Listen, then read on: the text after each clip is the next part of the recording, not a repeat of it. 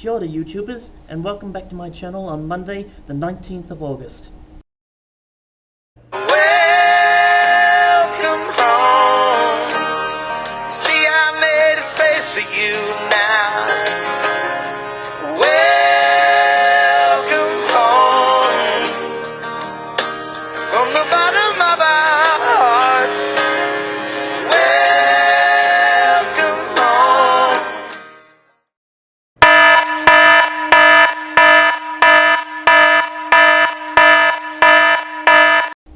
Okay, let me just say right now that I do not by any stretch of the imagination call myself an expert on the Maori culture.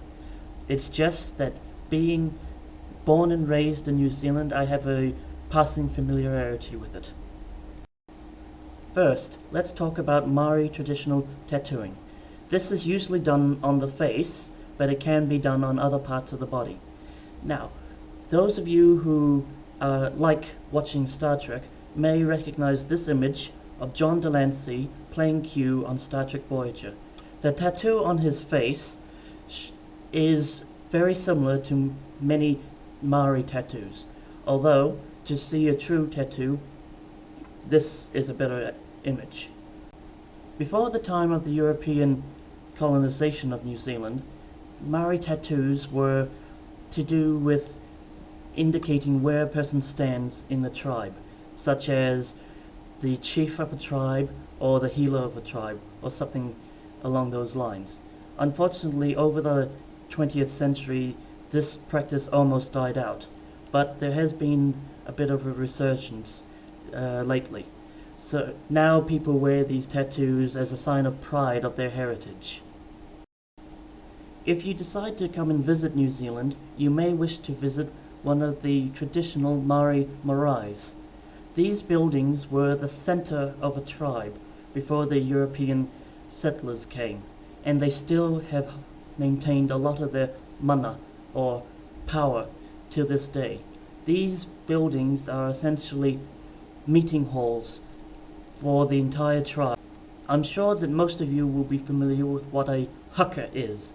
After all, the New Zealand All Blacks do it before each of their rugby games. But it is traced back to before the European settlers came.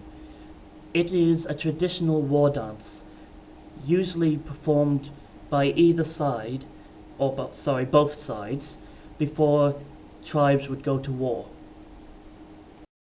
Now let's talk about a creature in Maori mythology called a taniwha, depicted here in a wood carving. The taniwha is usually depicted in forms such as a serpent or dragon from other mythologies. The taniwha can either be a guardian spirit or a mysterious spirit. If it is the latter, it would kidnap and drag women from tribes into its cave and most presumably eat it. If it's a guardian spirit, it protects the tribe from all invading tribes. So that was a very brief look at the Maori culture. As with most indigenous people around the world, the Maori culture has a deep and long history.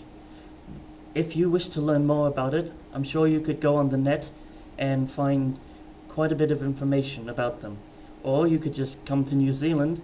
Thank you for watching, and I hope you enjoyed this video. If you did, please leave a comment below, subscribe and like.